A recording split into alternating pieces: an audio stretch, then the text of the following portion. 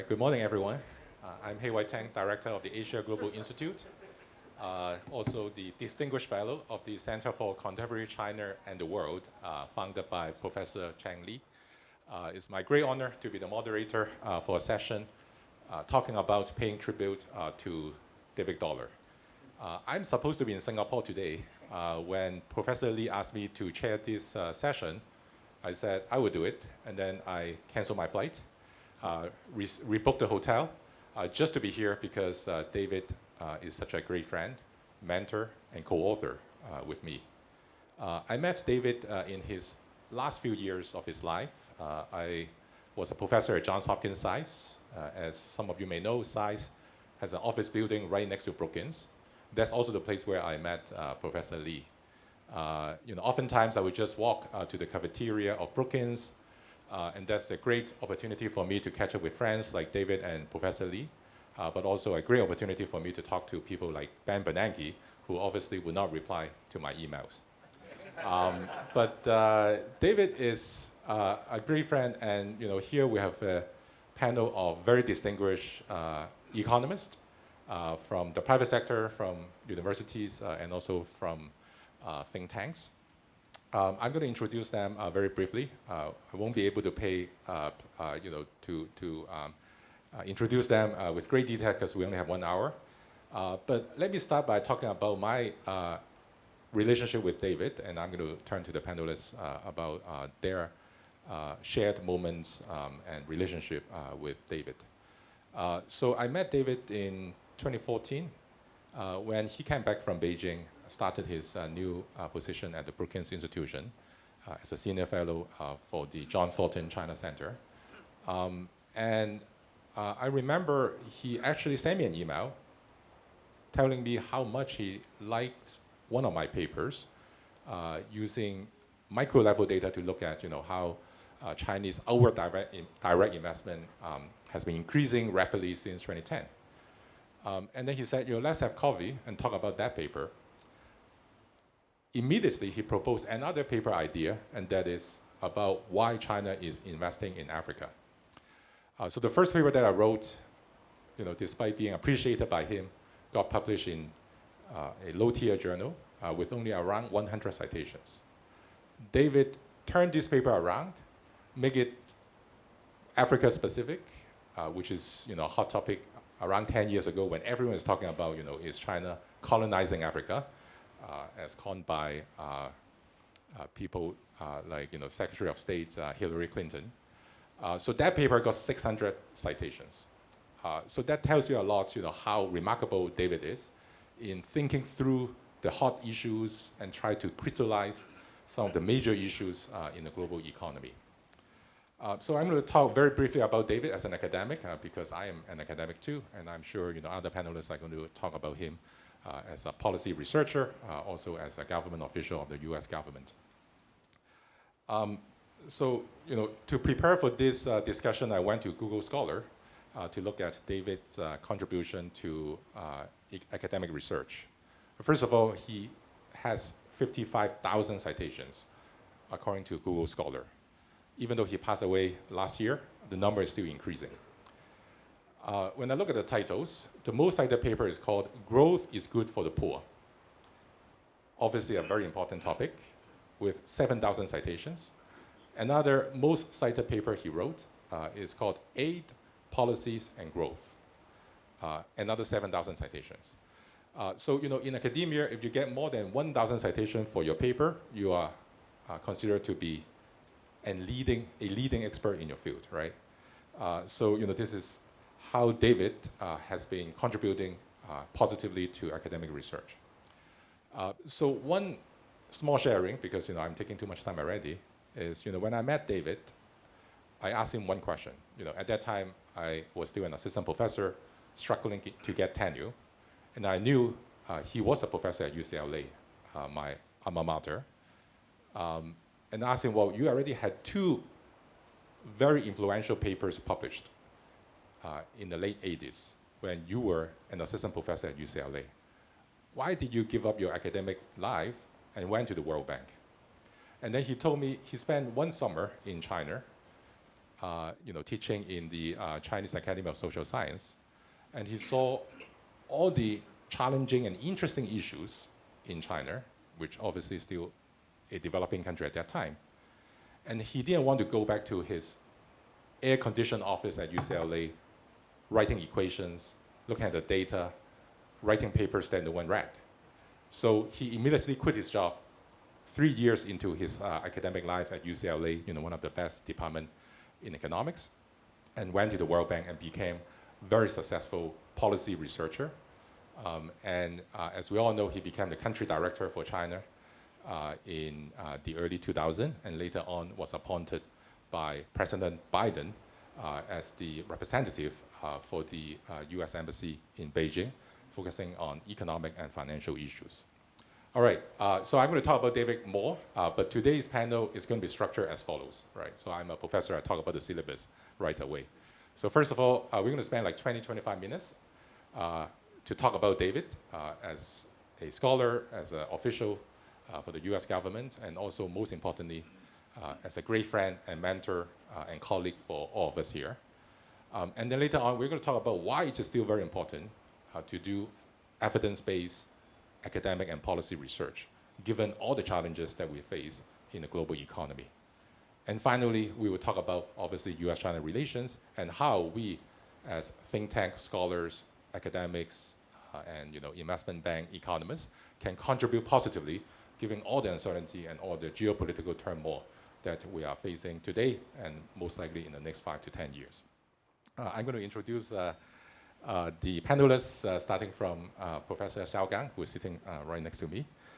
He's the president of the Hong Kong Institution for International Finance, as well as director of research, Institute of Maritime Silk Road at Peking University HSBC Business School. Most importantly, well, I should say equally more importantly, he was the senior fellow at the Brookings Institution. He was the founding director of the Brookings Tsinghua Center for Public Policy a decade ago. Sitting right next to him is Dr. Wang Tao, who needs no introduction, a famous investment bank chief economist on China, currently working for UBS, but she is also a fellow for the China Finance 40 Forum and a member of the China Global Economic Governance 50 Forum. Right next to her is Dean Yiping Huang, who is the Dean of the National School of Development at the Peking University. It used to be called the CCER. Now it's called the School of National Development. He's also a distinguished professor, well-known economist at Peking University. Always traveled to Washington, D.C. I met him a lot in D.C., and obviously he has been doing a lot in contributing to better relationship between U.S. and China. Last but not least is Dr. Bert Hoffman, Honorary Senior Fellow on Chinese Economy at the Asia Society Policy Institute Center, also professor at the National University of Singapore. Okay, so there will be Q&A, don't worry. First, I would give each panelist a chance to talk about David Dollar as a person, as a friend, but also as a major contributor to policy research and dialogues between two biggest power in the world. Why don't we start with Dr. Wang Tao?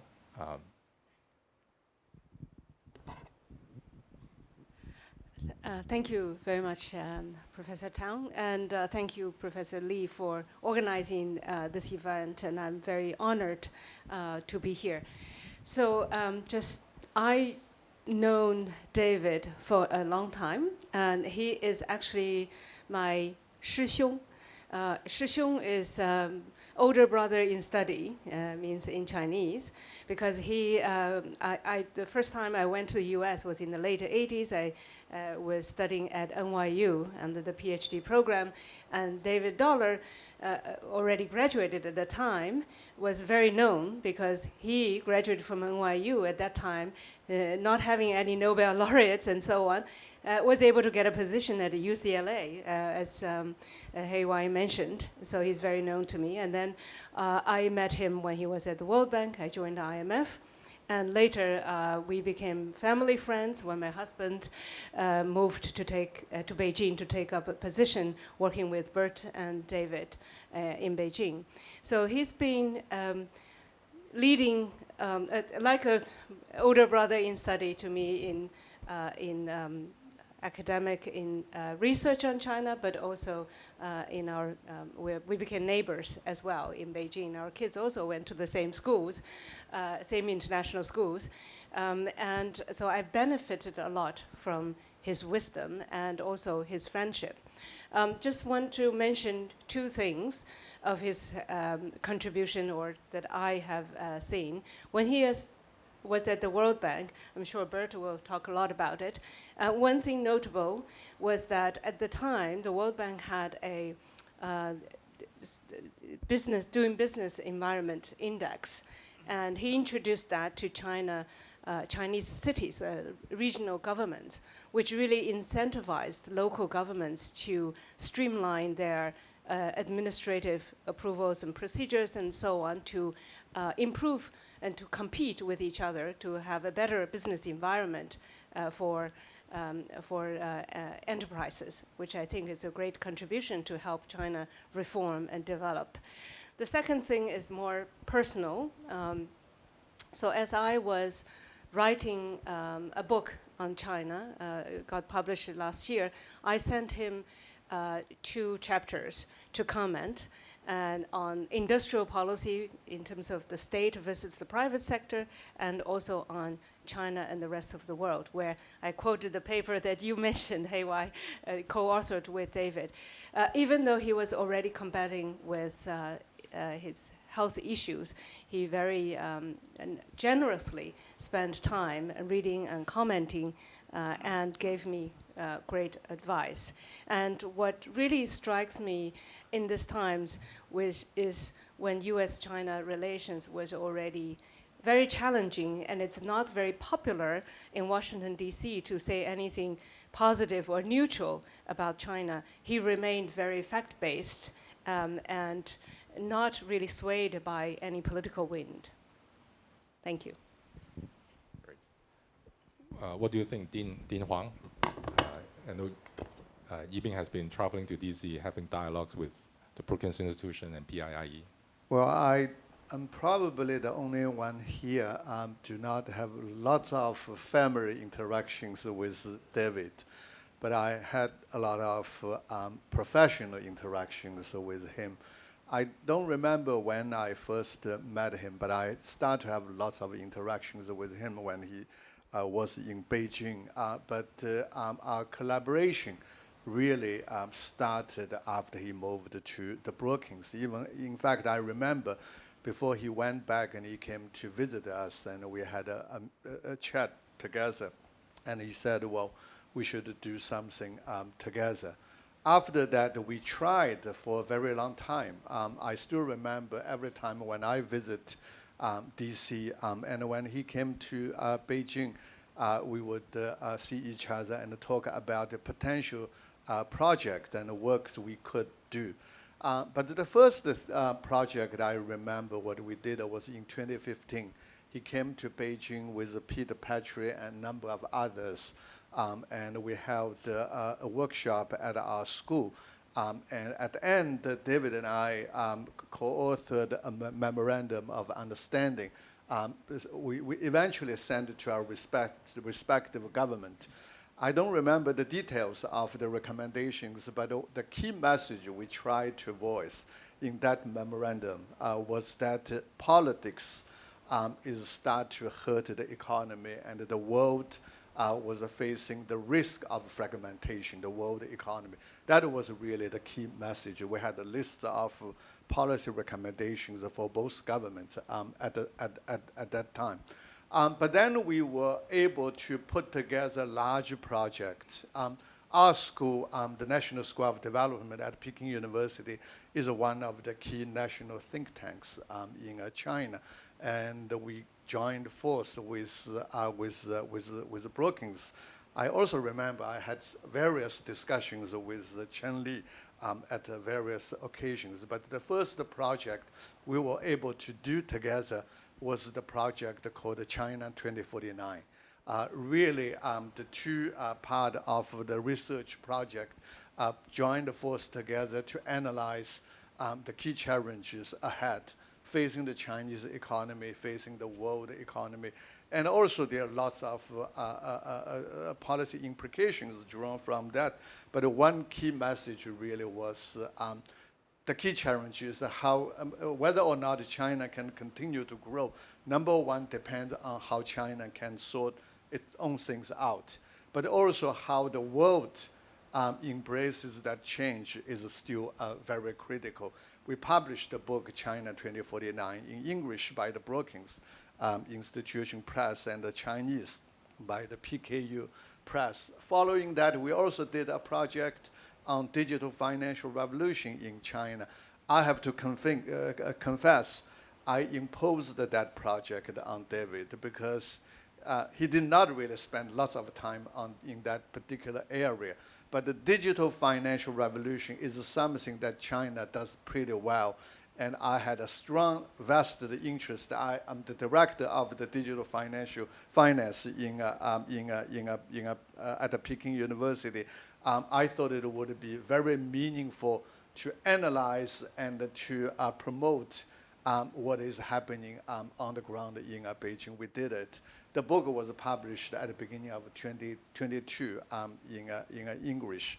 And then in 2022, after the Russia-Ukraine conflict, as an editor of the China Economic Journal, I wanted to do a special issue in the journal to look at the world economy after that major conflict. And I wrote to him, invited him to write a paper, and he happily accepted the invitation, and a couple of months later, he sent back his draft.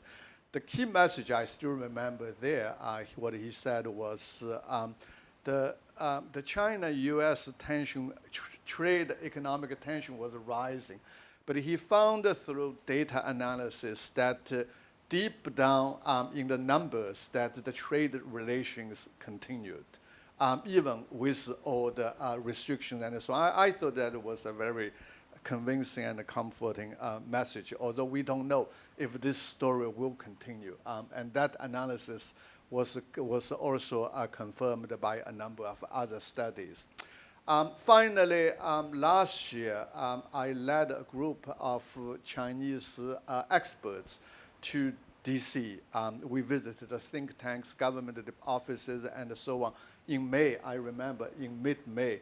And that's the time we met you, right? David convened the meeting with us and a number of scholars, experts from the Brookings. We talked about the US monetary policy, fiscal sustainability, the Chinese industrial policy, and so on, a wider range of the policies. David was the chair of the discussion, and at the end of the discussion, he asked if we, the Chinese side, had more questions.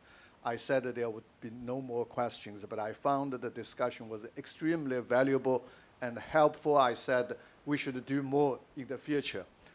He immediately agreed, and he said the next time we should do it in Beijing. Unfortunately, he would not be able to come to Beijing. That's it. Thank you, Yiping. You inspired me to say a few more words about David. The last time I met David was in 2019 in Beijing. I remember David was so generous with his time, and he rarely would say no to your invitation as long as it is a good research topic. And how did he manage to work with so many people? And by working with him in the last few years of his life, I realized that not only he worked very hard, days and nights, even over weekends, he worked very smart. I remember, the success of our paper published in the World Bank Economic Review got the attention from the IMF. And the IMF senior economist asked us to write another piece using the same data set to look at Chinese our direct investment. David was like, well, it's very important to accept this invitation, but we don't have time. Let's do the following. I remember he said this. Swap the conclusion in the introduction and rewrite them a little bit, delete a few graphs, and add some new numbers. But most importantly, David was so smart that he knows the title of the paper is everything. So the title of the paper, instead of saying is why China is investing in Africa, 2 words, investment renaissance. So that paper also got a lot of excitement and attention. So I agree totally with Yiping that David is still working very hard, and believe that academic and good research can bring quite a lot of insight and some positive impact in a downward spiral environment. So let me turn to Bert to let him say a few words about David. All right. I've written quite a bit about David, so if you want to look that up, then that means that I can talk a bit more about the substance rather than David as a person. But David, for me, was a great person. He was my boss in Beijing from 2004 to 2008, and I've never had a better boss in the World Bank. And actually, the key, he indeed worked very smart. And the one smart thing that he did was to delegate just about everything and then come in when necessary. And frankly, that is a wonderful way of working. And so I delegated all my work to Louis Kuijs, who's also in the room, who was the senior economist under me. But it was a great way of working so that's basically gives you a much broader range to work on. But the first time I met David was in '93. I had done my young professionals year, and then you need to find, in the World Bank, you need to find your permanent job. And so I was applying to 2 desk. One was the Vietnam desk, the other one was the China desk. I chose for the China desk in the end, but he was working on Vietnam. And there was no program. There was no lending to Vietnam because Vietnam, they had invaded Cambodia, it was messy, they were sort of under sanctions. But David set up a program of intellectual exchange. And for the Vietnamese, that was absolutely the most valuable piece of assistance that the World Bank ever gave. I mean, they joked, David Dollar, this dollar was the most valuable dollar that they ever got from the World Bank, and I think that was very, very true. Later on, Vietnam became a big borrower, but that's on the side. Then he moved on to the research department, and there, again, I think the choice of topics for David, it really signifies his character. David, yes, he did small things, but he really liked big questions. So one of the big questions in the 1990s was, is growth good for the poor? It almost sounds like a trivial question now.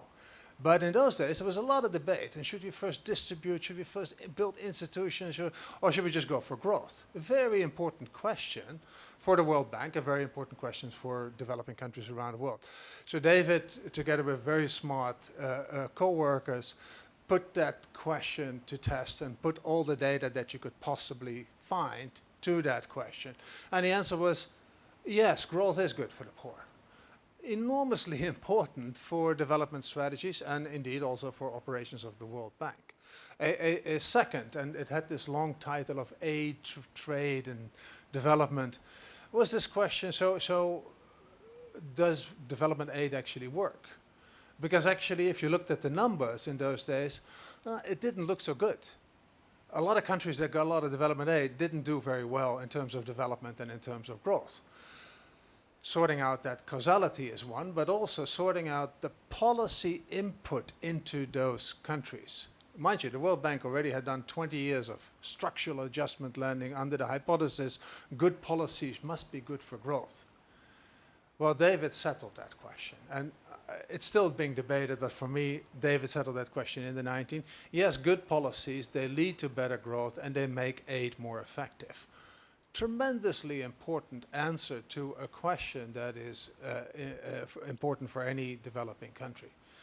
So then I joined in 2004. He had just become country director. I became the chief economist. And there David, he didn't shy away from those big questions. And the first big question that came up was, China did tremendously well in terms of development, but also if you came to Beijing, well, you had a hard time breathing.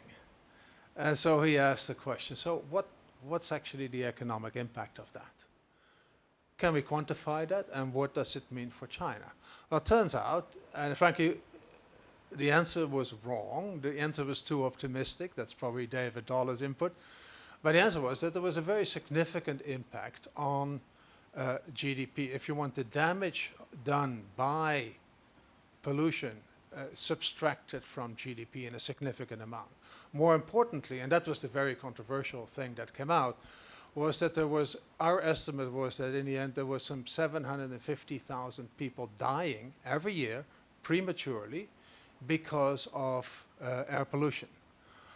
Well, that's why that publication never saw the light of day, but if you Google it, you still find the conference volume that says exactly the same thing.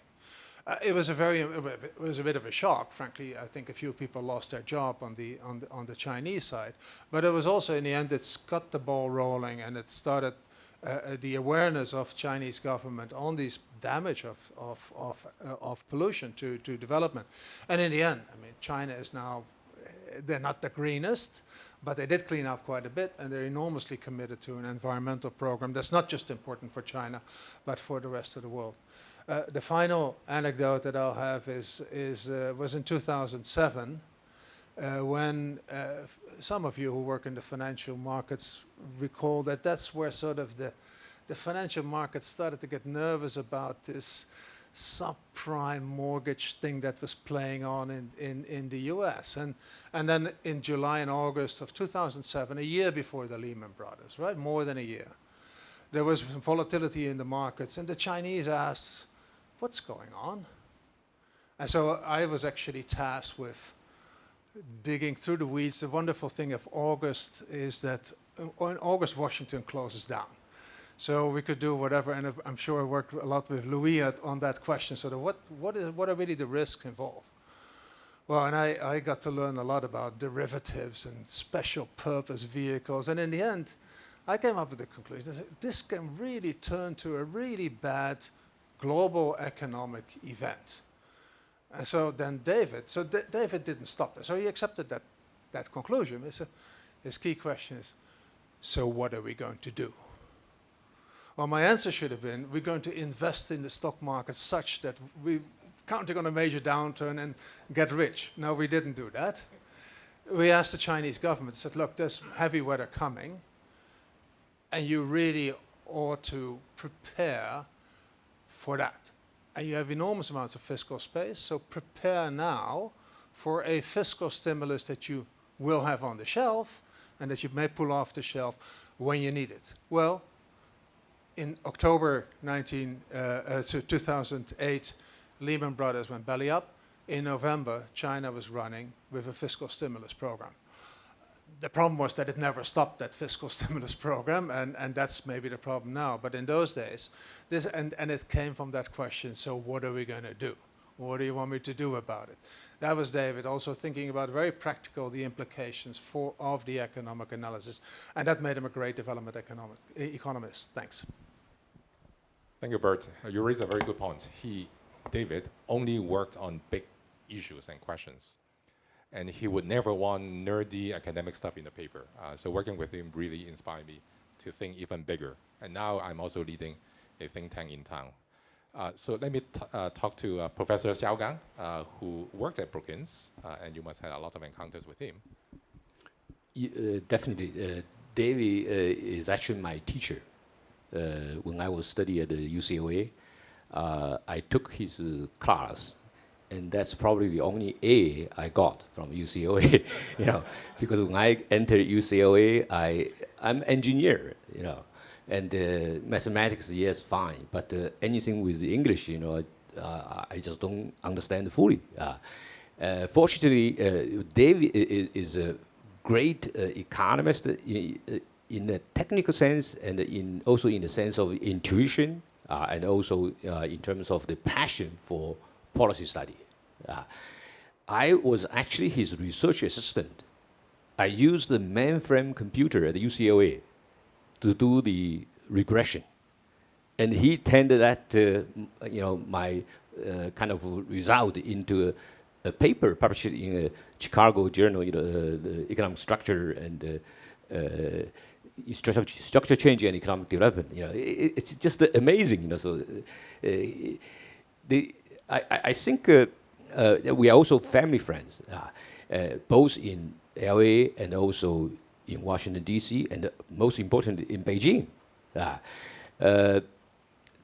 In Beijing, I think during that period, a lot of pressure on China to appreciate the RMB.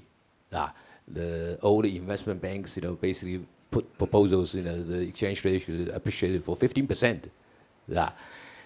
So actually, during that period, David and I in Beijing, we usually have lunch meetings, every month or 2 months, bringing together the diplomatic community and also Chinese officials, So we facilitated a lot of informal exchange.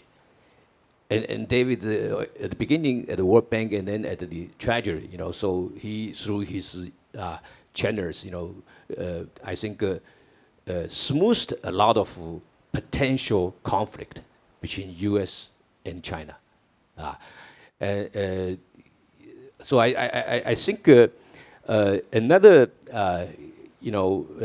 for me, a great, help from David is that his career is very much like myself. We are both, his first paper is very technical. All mathematics, and for me, I'm an engineer, right? But we study economics, and then we were both puzzled by the fact that, economics is rational, but once you come to politics, it's completely irrational, right? But I think what is important is that the economists, we continue to spend trying to, help those irrational people, right? Try to do something, good. And that is something I think that passion, I think is really, really important. And by the way, I would just mention Jeff Beda, the same passion.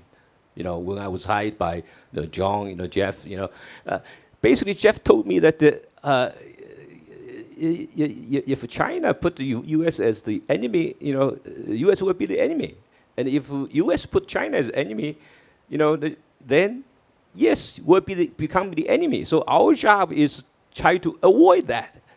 I think that message really inspired me, and I think today is even more important. We were, particularly for economists, we are rational, but we know the politicians, politics policies are not rational, but we still try and still be optimistic. I think in that sense, Dave's, influence to us will be forever. Thank you. Thank you, Professor Gang. And I would share the same thinking with you and also with Professor Lee, right? A lot of the things that Jeff Bader or David Dollar used to do may not be the main approach adopted by people in Washington, D.C. But I also agree with both of you that because of that, it is more important for us to continue this kind of research despite being the minority in the political system or in the think tank environment. So I want to turn the discussion a little bit towards the U.S.-China relation. As we all know, David was the, what is it called, economic and financial representative for the Treasury Department in China. And when he was in Beijing, he facilitated a lot of the constructive dialogues between the Chinese economic policymakers and the American counterparts. I don't know whether some of you can speak about his role as sort of like a diplomat between the two countries. Maybe Yiping can say a few things about that. And you were also doing quite a lot of economic dialogues between the two countries. I won't be able to comment on his exact contribution in that context because at that time I was living in Hong Kong So I don't really know. My interaction with him was relatively sparse around that time. But I'm just thinking about one issue that is relevant to when we talk about David's contribution, especially with the Treasury Department. Last month, our school, the National School of Development at Peking University, hosted Janet Yellen when she was in Beijing. I mean, I met Secretary Yellen many times, and she's always friendly, very smart. Most importantly, we feel quite comfortable because she's like a professor. So I think that was a very good thing to have. And the students and the professors were all so excited receiving her. We had a very great time. She spent more than 2 hours on our campus.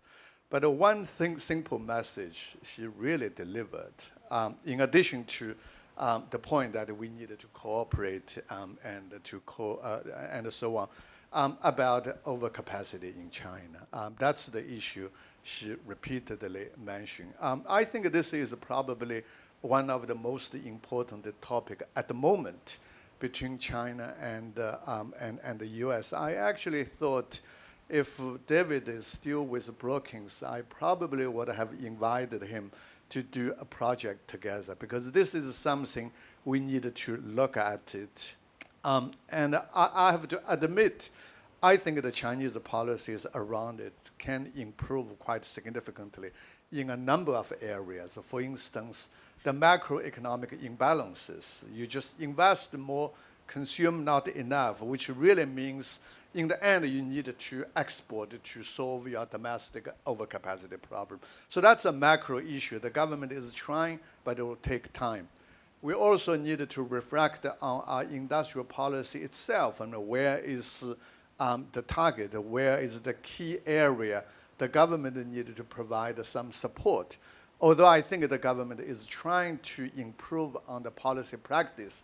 But the last bit, which is a little bit beyond the Beijing's control, is that the responses by the local governments. To some extent, I think Bert was hinting on when the central government mentioned about a 4 trillion stimulus package, the entire country was mobilized. In fact, the central government only spent 1.13 trillion. But according to my colleague, Justin Lin, he said that the next year, the entire package came up to something like 30 trillion spending. Most of them came from the local government. Around that time, there were lots of investment. The economy turned up very quickly. But now we also lived with the legacy problems, side effect problem. In this particular area, we're talking about the new energy, the EVs, and so on. I think similar things are happening. And the local governments just follow wherever the Beijing was pointing to, and they're trying to expand the production capacity everywhere. That, I think, sometimes causes the problem, especially now China is a large country economy. If China was able to export out of the overcapacity problem before, because China was a small country economy at that time, it's no longer possible. But at the same time, I think when I spoke to Secretary Yellen, I also was puzzled that these 3 items, while they're growing very rapidly, exports 30% last year, but they still account for less than 1% of Chinese exports. How material, like quantitatively, the impact on the US industry, employment, I think this is just bizarre. To say that the Chinese exports of these products are already hurting the US industry production and employment, that's something it doesn't add up in terms of numbers. But I think these are the issues we need to look at very closely. And I thought that David would be a fantastic partner to do a project like this. Totally agree. But I think Bert may be able to help. Bert. Well, I mean, I have been doing some thinking, and the sad conclusion is and that maybe the second panel can give us some guidance, because as soon as politics changes, economics changes, and you know, we're only economists are only the handmaidens in the end of the political consensus that builds. And once you're in a different environment where geopolitics plays, it's a very different ballgame. I agree with you that the overcapacity is just a label put on, but there are underlying issues that I think you have spelled out well. It would still not be a problem, and especially from a European point of view, you would say, well, it's great if you know, an economist would say, if a country can produce something cheaper, that's wonderful. You send thank you notes and you start doing something else that you're good at, right? That's the economist thing. But it's not if you need that capacity to build other stuff, or you need that capacity to build tanks, or you need that capacity to build guns because a big country has just invaded part of Europe. Completely different calculus. And I think that is now playing in. So it becomes a very wicked problem, as they say, and David was great in solving those wicked problems. Just briefly on his contribution on for the Treasury, because I was back as the country director when he was working, the country director for the World Bank, when he was working for the Treasury. And there, of course, I mean, that was the pinnacle of engagement, the strategic and economic dialogue. It was fantastic in my view. It was very smart, and David was organizing it all, brought up the themes, and I think it brought about an engagement that kept that relationship grounded. Now, the one issue really, and I think the United States has something right there, is there wasn't enough progress. And yes, long term maybe, but Americans are Americans. They have political cycles, and they need to show progress. And so more understanding from the Chinese side of the political needs of the US and Europe and other countries, I think would be helpful at this stage. Thanks. Tao, you have anything to add on this, or just in general about the Chinese economy, if you want to say a few things? I don't have anything to add on David's role in the Treasury. But just following on, I think in terms of the US-China dialogue, but also what David and all of us, carrying his legacy, I think would like to see more. So he's a proponent of growth is good for poor, proponent for free trade and exchange and so on. So globalization also definitely helped better policies and better growth, but it also obviously have led to some issues. Professor Xiaogeng said politicians are not rational. I think they are. It's just a different rationality as economists. And profits are global, jobs are local. They care about local. So I think why all these countries globally, in the US, in China, elsewhere, we have seen rise of populism, nationalism, and also the polarization. Maybe as economists, as think tank people, we need to study a bit more about better distribution of the globalization benefit in the society to garner more support for those kind of policies. That's one. And also related to that, we should put more effort to study the reversal and destruction of that mechanism that helped with peace and prosperity in East Asia. The destruction and damaging of that, what could it lead to? Including, for example, indirectly, to everybody now working on industrial policy instead of working on combating the biggest challenge, which is climate change, together. So that's an indirect damage. So can we put more effort, maybe with the think tank, Professor Huang and yours, study, that negative impact of reversing of what we have worked so hard to achieve in the last few decades. David actually started doing some work on in that area because in the last 2 years of his life, he actually traveled to Beijing, this before COVID, or last 5 years of his life, and then he and I co-organized a conference on global supply chains, and we talked a lot about the impact of the trade wars and both positive and negative on both biggest economies, and also some of the distribution consequence of the past hyperglobalization in the 90s. So I got some signals from Chang and others that we should open up the floor for Q&A. Let's see whether any of you has questions for any of the panelists. It can be about David, can be about Chinese economy. It's always Brian, so I'm actually waiting for another hand, but I guess I have to take his first. Brian? Any microphone? Thank you very much. Hi, I'm Brian. I teach philosophy at ASHK as an assistant professor. My question concerns China's attempt to rebalance its economy. I mean, Wen Jiabao raised in 2007, I think, the 4 uns as a characterization of the malaise of the Chinese economy.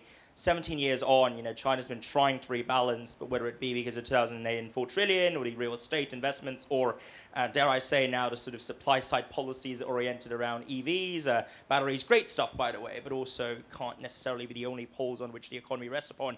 The question here seems to be that demand and bolstering of domestic consumption and demand has been sluggish. And I was just inspired by the comments made in the panel. How much of this is economic in terms of the roadblocks, and how much of it is actually political? Because one might say that if you have a more emancipated and encouraged, right, and mobilized consumer class, that could lead to potential undermining of social and political stability, or alternatively, questions to do with misallocation or misspending of resources, which the leadership seems to be quite concerned about. So in short, is the problem and the roadblock when it comes to rebalancing political and ideological as opposed to economic in kind? Thank you very much. So I know Xiaogang has a long answer for you, so let me try. No, short answer. I know because the panel all have a lot of answers, but I would say that here David Dollar, he's actually experts on exchange rate. And the exchange rate is actually crucial on this issue. Politics means that the RMB is going to depreciate. Because whenever you talk about Taiwan, you talk about the South China Sea or whatever, RMB is going to depreciate, foreign investment is going out, and that will bring Chinese confidence down. However, if we look at the economics, my God, China runs trade surplus every year, right? Exchange rate should go up, right? That's what, when David was in Beijing, we are worried about, And then if you look at the purchasing power, that's the most fundamental economic principle. The US dollar purchasing power in the United States is going down because of inflation. The Chinese purchasing power is actually stable and going up. If you have money, it's a good time to buy everything, right? So, and if you compare RMB and the US dollar, RMB following economic principle should appreciate a lot and every year. Unfortunately, the reality, like my friend, Wang Tao says, politics is rational, politically, right? So economic rationality is thrown away. But as an economist, I think it's very important that China, need to have stimulate economic policy today, because otherwise, the most fundamental price mechanism, which includes inflation and the exchange rate for RMB assets, is collapsing. And that is behind the fall of property market, the fall of stock market. So that's the kind of projects, if David is here, we should study. Great. Anything to add, Tao or Yiping? I could. I don't know if this is because of economics or because of politics, but I can tell you that the policymakers do like to produce more than to consume more. And one of my very famous colleagues has this view that investment is good for the economy. Consumption is not good, because if you consume, that's gone. But if you invest, there will be something. And you look at what happened during the COVID, and even today, lots of economists, including myself, recommend the government to hand out some cashes for the public, and they came back with lots of reasons why this is not something that we should do. So I think fundamentally they still favor supporting investment, supporting production, not supporting consumption.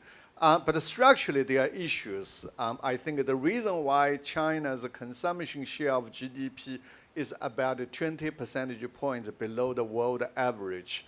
There are a number of issues. For instance, household income as a share of national income is still way below the world average. And SOEs, the government, control lots of money, income. Income distribution is not very equal, and that's why consumption aggregate demand is not strong.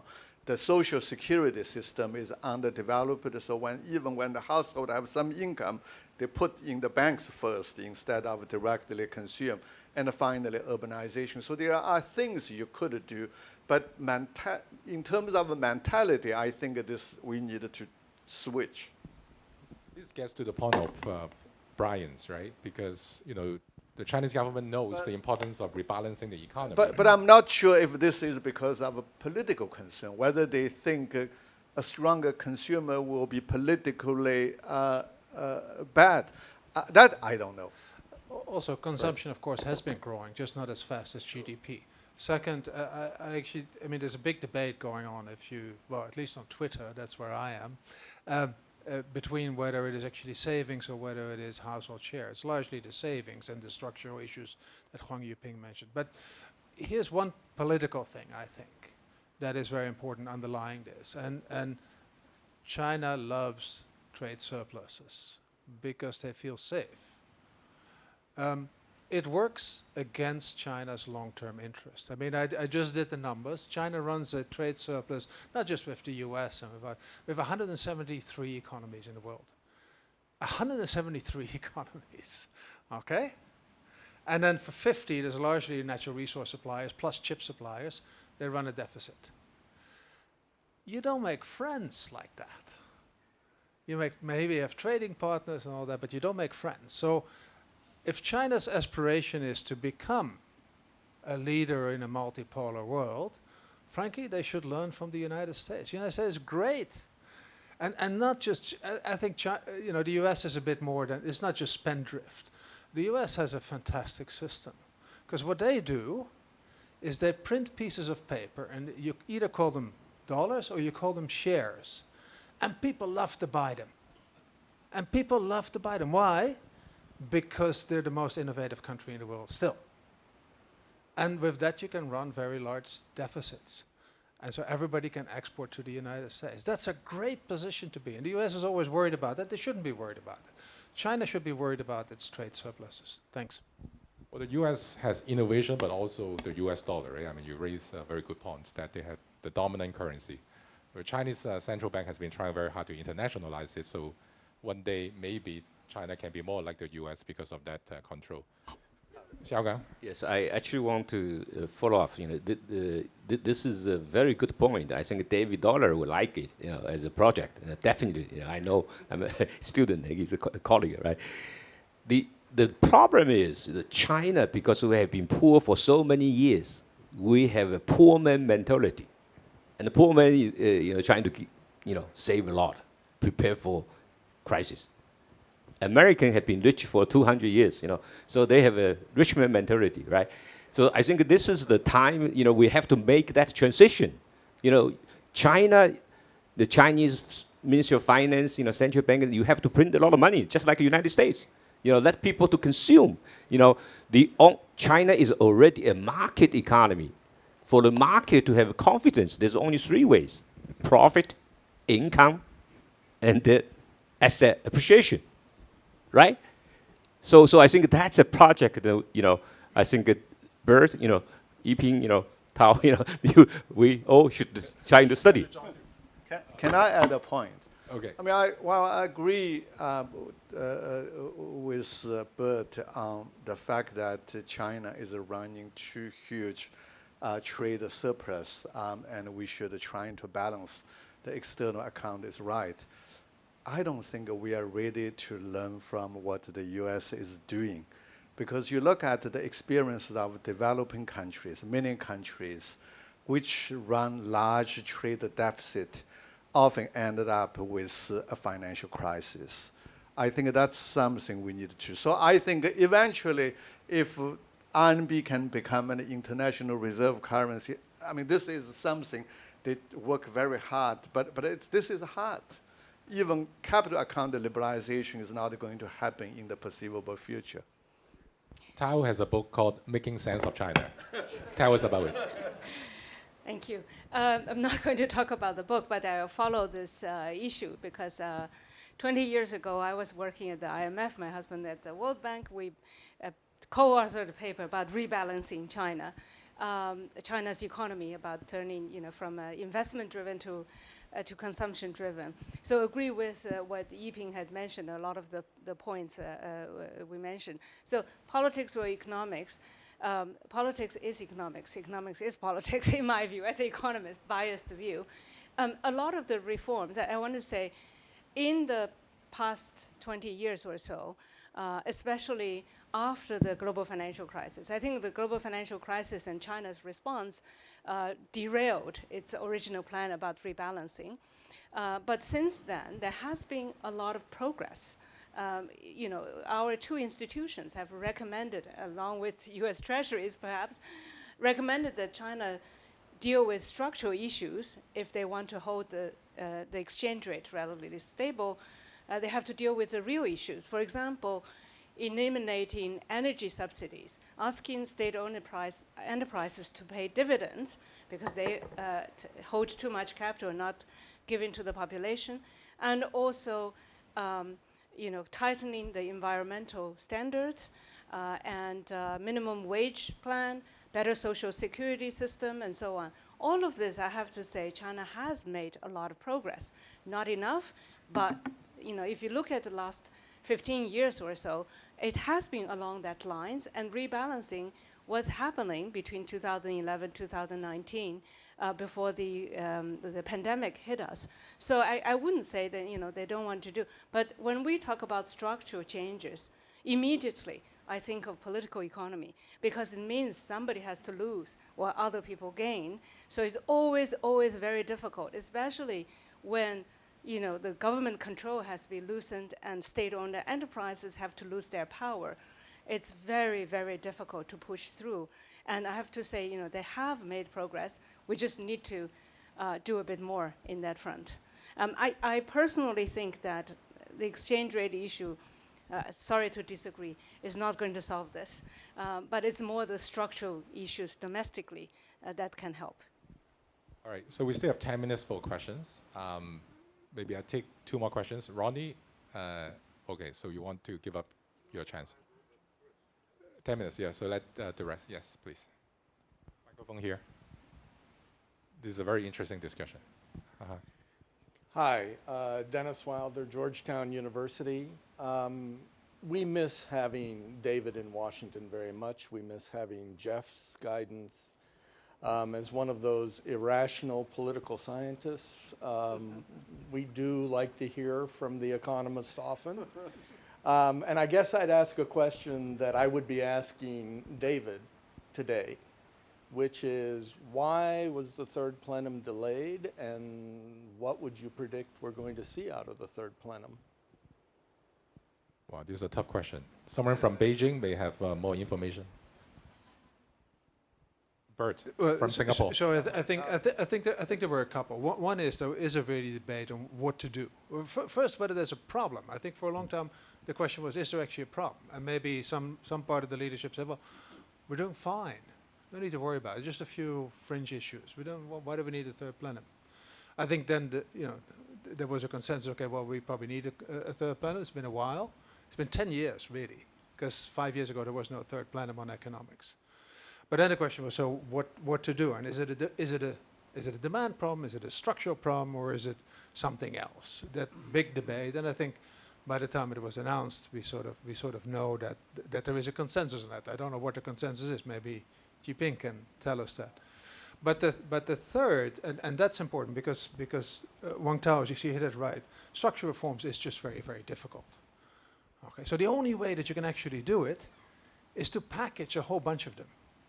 Because if you package a whole bunch of it, like in the third plenum, then you have you lose a little bit here and you win a little bit there. And you can make a package that is sort of politically attractive, or as David would have said, but he didn't, but it's a David Dollar type of quote, makes everybody reasonably unhappy. Because that's what, in the end, politics is about. So not everybody will be happy, that's clear. So in that sense, it is very important that that third plenum is now being announced. I think expectations are very high.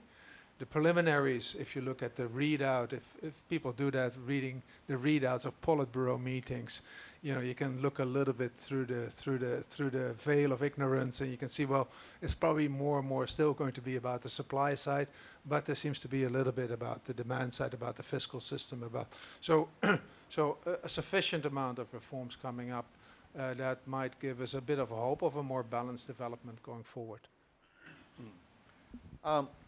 I don't know why it was delayed, obviously, but I think, I heard that there will be a lot of more emphasis on the so-called modern industrial system.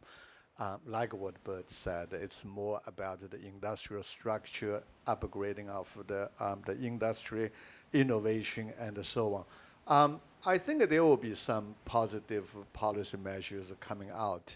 But at this particular point of time, over-expectation is something we should avoid. I think that the broader policy environment is what I like to use, policy pendulum. Policy pendulum always swings either to the right-hand side or to the left-hand side. It has nothing to do with ideology, because the key challenges that we face always changes over time. And at this particular time, I think domestically, we face a lot of issues like income distribution issues, inequality issues, many issues they're trying to deal with. Externally, the geopolitical tensions and so on. So all probably means national security is becoming much more important than before. In this environment, we should not really expect like a very bold market-oriented liberalization.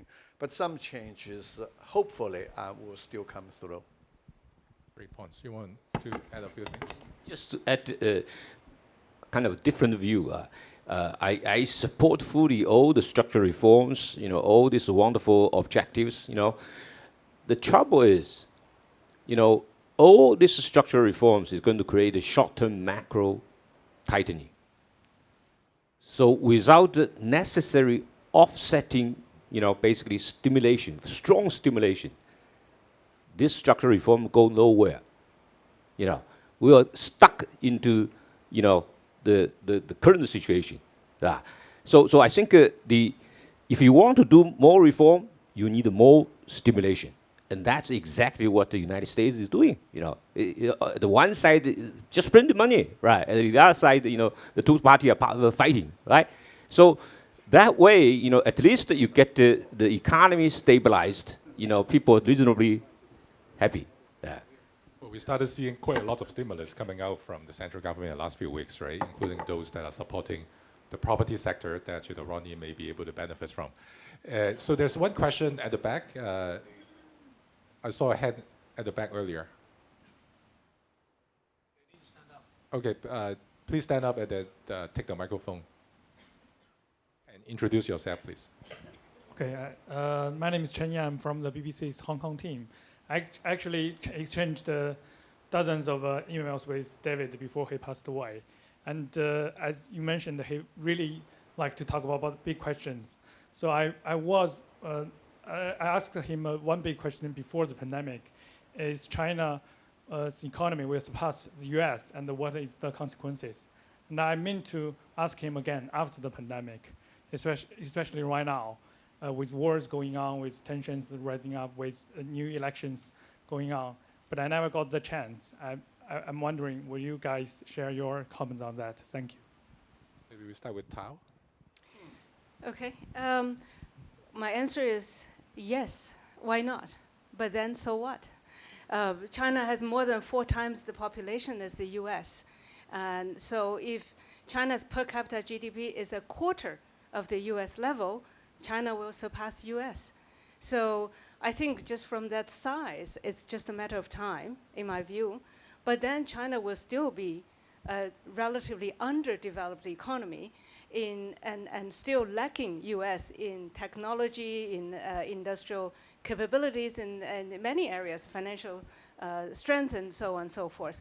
So that's one big question I do not like to answer from reporters. I get a lot from, because what's the consequence? I think we shouldn't, so the economics development is about making your people, your population, richer and happier, and also still sustainable for the world. It's not a competition with each other, because that makes it like a zero-sum game. And it's not. I think we can all get well together. So I'm sorry to say that, yes, the answer is yes, but so what? It's not a big deal. We're supposed to, right? Because even if we're just a quarter as rich as Americans, we should get there. As David would say, growth is good for the poor. Anyone else in response to this question? Do we have time for one more question, Chang? Yes, over there. And Ronnie, I should let you ask. All right, I won't be able to come back if I don't let you ask questions. Yes, this gentleman in the front. Microphone.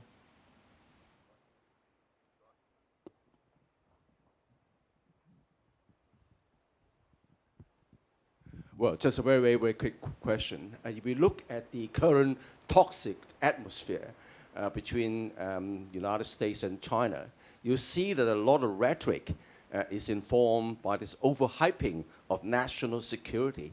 Everything is national security, TikTok and sort of semiconductors and you name it. My question is that how would you suggest that this kind of dangerous dynamic be at least ameliorated or reversed, hopefully? I wish David is here. Anyone who wants to take this? So the negative narrative, downward spiral.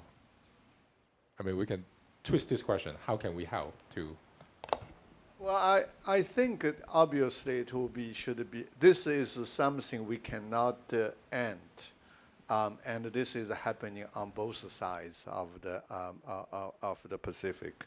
But it should be useful. I mean, as an economist, I like to think maybe we should have another round of global negotiation, because national security is everybody is concerned, not just the US, China. But maybe we should set some ground rules, like what should be legitimately regarded as a national security, which should be not, right? There are lots of things they're restricting. When I was in the Commerce Department last month, I asked the official a question. I said, well, you think trade would hurt your national security, that's why you're imposing the restrictions. Can you give me one case that in the last 80 years that trade actually cause a problem for your national security? And he thought about it, couldn't come up with an example. So I thought that's something we need just to be at least the clear about the rules. But this should be a very good transition point to the next panel. That's right. Before we transit to the next panel, Ronnie, you have the last word. Microphone to the chairman. The last year or two, President Xi Jinping has been talking a lot about continuing reform. Now, a lot of Westerners thought in the old days, 20, 30 years ago, that reform means Americanization of it. For those of us who are in this part of the world who deals with China, we know that that cannot be the case, although they will learn a lot from the United States, no question. But fundamentally, it has to take a different path because of various reasons. So we thought that, well, we have some idea what reform may be like that is non-altogether United States. But now it seems to me that when President Xi Jinping says, we will continue the reform, I'm not sure if I know what he's talking about anymore. So can you shed some light on what reform is he talking about? What does he have in mind, please? Tao, you have another book to write, which is called Making Sense of Xi. I have no idea of what President Xi has in mind. as economists, I know what I have in mind, what the economy's trouble is. So, like, what reforms I think are probably necessary at this moment. For example, which is also a political economy reform, which is local central fiscal relations. And China relies so much on local governments to leverage up, and they are now in trouble. How to make them sustainable, how to solve the problem, it's forever an issue of that they wanted to change for a long time, and maybe something they can deal with. That's one. The second, I think, is balancing the relationship between the state and the private sector. And I don't expect privatization of SOEs or so on, but in this environment where SOEs will stay on and be strong, how do we create an environment where private sector can still remain vibrant and prosper and feel safe? I think that's something that they can address. So it's not an Americanized reform, but it's something under the Chinese characteristic maybe China can address. And finally, you know, there are many things, but finally I wanted to emphasize another reform I think is necessary for China's long-term sustainable growth is building a better, more equal social safety net. And that will help boost the consumption, but it will also help boost social and political stability, as well as economic sustainability. And that's an area that can be actually growth enhancing. It's not necessarily tightening. So that I think the central government addressing that, and that is a win-win for the society, that's probably something, you know, less politically challenging that they can do. I see Bert may have something to add. Actually, I want to add very briefly. I think what President Xi is meaning is that there's a new term, 新自生产力. Nobody understands. A lot of publications already. But you know, I can say that in my personal view, you know, the key is to taking into account the geopolitical uncertainty and the technological revolution uncertainty, how to improve China's national competitiveness. That is what the reform, the new reform, I think is talking about. And of course, you know, all parties, private, you know, have a role to play. But I think the reality means that, you know, we have to think from that dimension. You know, this is different from the past. Bert, maybe 30 seconds if you want to say something. You have to define. Let me just plug the Asia Society Policy Institute. I wrote something about the Chinese economy in the run-up to the third plenum, and there I have 5 or 6 areas of reforms, including the fiscal ones, including the state enterprise ones, which I think should be reformed. You can't just continue to waste a lot of your capital, and which should include the social side of it. I recognize that countries are allowed to do industrial policy and are allowed to shape their own supply side, but I think China is in good shape. China should worry less about that part, more about the other part. Thanks. It is a great conclusion. We are running out of time. I don't want to waste more time to summarize this wonderful session that you all enjoyed. I wish David is here, but one thing that I'm certain, even though he's in heaven, his legacies have continued, and you can see that, you know, this panel is really trying to continue what David would have done in terms of, you know, and sort of fostering a better relationship between the two economies by studying them more and enhancing the understanding between each other. Thank you so much for your attention, and thank you to the panelists for the great sharing.